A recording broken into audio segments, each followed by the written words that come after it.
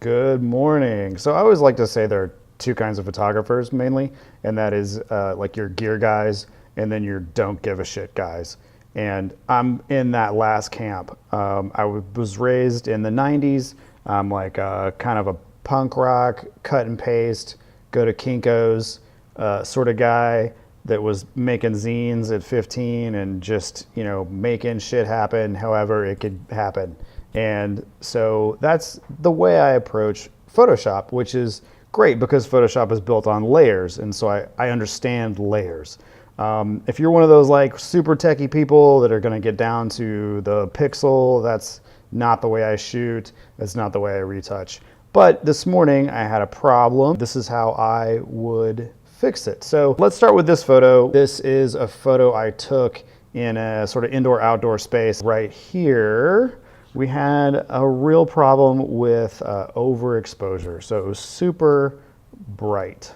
So we'll do that right there. Like, oh, that's a little intense. So I'll show you what I did to deal with it. We'll go to our original background image and I'm gonna just kind of sloppily select this area. And then I'm gonna go brightness. So go brightness and contrast. So on brightness, I'm just gonna just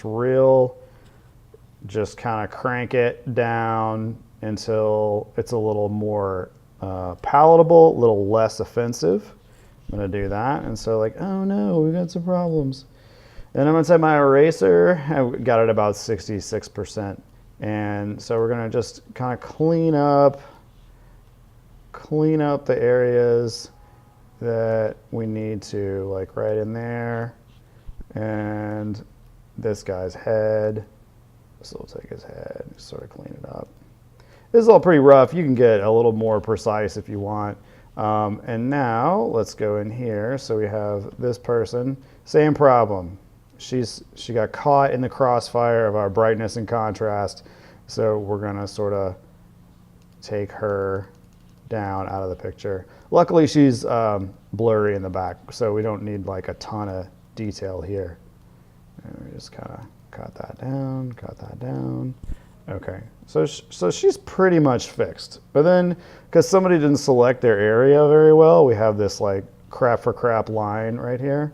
So what I'm gonna do, I'm at 66%. And so basically you just wanna fool the viewer into thinking that there's not like a hard line there. So I'm just kind of going through and I'm like fading this out. You could do this, with a clone stamp too. You could do this a bunch of different ways, but really you're just trying to ease this transition here where the tree is a little lighter. Same with this plant. So we just want to like kind of get rid of that hard line. And then we can go through there and sort of you just want to fan it out basically. And so there's this color right here is real similar to this color right here. So you're not doing anything too crazy, but then you just want to like ease up on that. And then behind her head, it's a little intense. The darkness is so intense. Yeah, she might need just a little work there. Cool. All right. So then this tree too, you can kind of fade your action up there. A good thing to do always is just go check your work. So yeah, that's just a way to make it less offensive. If someone was a more accomplished photographer, he could have balanced the sky with the interior using his strobes and the correct shutter speed and aperture. That person didn't take this photo, so you're doing a lot of work on the back end. Like I said, photos to me are about the moment and like being there and like that sort of interaction with people, less about the precision. And that's gotten me fired from a lot of jobs, but it's gotten me hired for a lot of jobs too. Not everyone is looking for a scientist. But anyway, if you're like me, you like quick fixes, this is a good tutorial for you. I'm sure there's like a million ways to do this that are better. And if you got one, shoot me an email. I'd love to delete it. No, I'm kidding. I'd love to talk to you about it, especially if it's quick and dirty, like your mom.